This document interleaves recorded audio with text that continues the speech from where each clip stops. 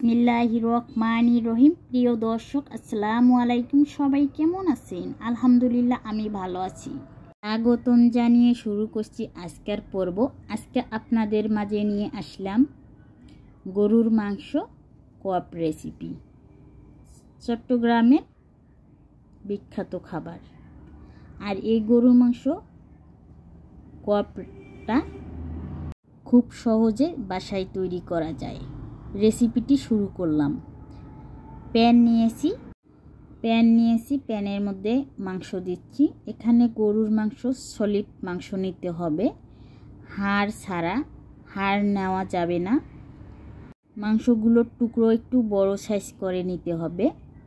আর এখানে আমি কিন্তু মাংস ধুয়ে পরিষ্কার করে নিয়েছি। এখানে ভর্তি করে আদা রসুন বাটা 1 চা চামচ, জিরা বাটা 1 চা চামচ, স্বাদ মতো লবণ, ভর্তি করে 1 চা চামচ মরিচের গুঁড়া, 1 চা চামচ হলুদের গুঁড়া, 1 চা চামচ ধনিয়ার গুঁড়া আর 1 চা চামচ গরম মশলার গুঁড়ো ভর্তি করে সবগুলো উপকরণ দিয়ে এখন আমি সয়াবিন তেল ব্যবহার করলাম।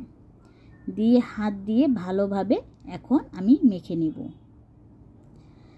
আর হাতে মাখা মাংস যে কোনো রান্না করলে হাত দিয়ে মেখে নেওয়াটাই বেটার হয়। ভালোভাবে হাত দিয়ে মেখে আমি মাংসটা নিয়ে নিচ্ছি।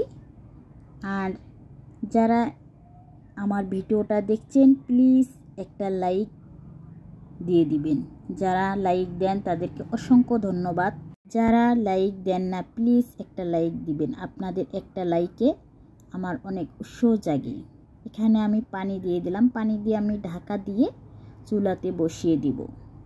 চুলাতে বসিয়ে আমি কিছুক্ষণ পর দেখুন একটু নেড়ে চেড়ে দিব। এখানে চুলায় রান্না করে নিচ্ছি মাংসটা। আর আপু ভাইদের এত সুন্দর সুন্দর কমেন্ট দেখে আমার ভিডিও করার আরও উৎসাহ জাগে। আপনাদের ভালোবাসায় আমি আরও উৎসাহ হই একটা সুন্দর ভিডিও নিয়ে আসার জন্য। এখন আমার মাংসটা কিন্তু শুকিয়ে গিয়েছে আর মাংসটা আমার সিদ্ধও হয়ে গেছে। এখন আমি মশলাটা শুকিয়ে নিব, একটু ভাজা ভাজা করে নিব। আর আমি কিন্তু মাংসটা শুকিয়ে একটু ভাজা ভাজা করে নিচ্ছি। আর এদিকে আমার মাংসটা শুকা হয়ে গেছে, তুলে নিব এখন। আর চুলা আমি তেল দিয়েছি, এখানে সয়াবিন তেল দিয়েছি।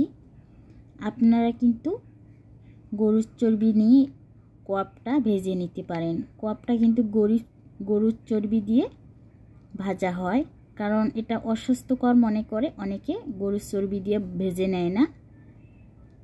নর্মালি সয়াবিন তেল দিয়ে ভেজে নেওয়া হয়।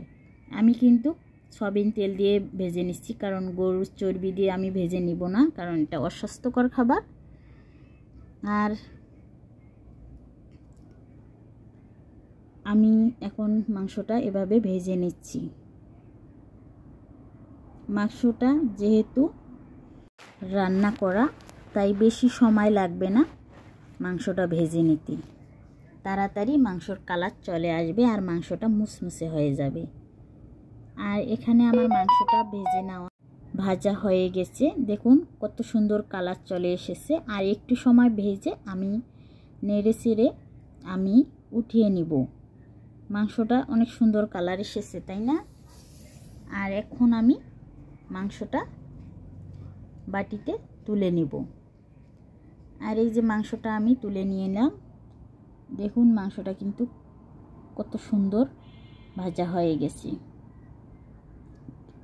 আর এখানে আমি আপনাদের একটা ভেঙে দেখাচ্ছি।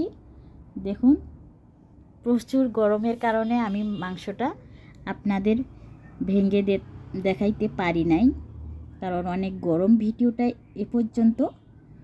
আপনাদের যদি ভিডিওটা ভালো লাগে লাইক শেয়ার ও সাবস্ক্রাইব করে পাশে থাকবেন। ফ্রেন্ডস ফ্যামিলির সাথে শেয়ার করবেন। এখানেই বিদায় নিচ্ছি। সবাই ভালো থাকবেন, সুস্থ থাকবেন। সবার জন্য অনেক অনেক দোয়া রইল। আল্লাহ হাফেজ। আসসালামু আলাইকুম। আমার জন্য দোয়া করবেন।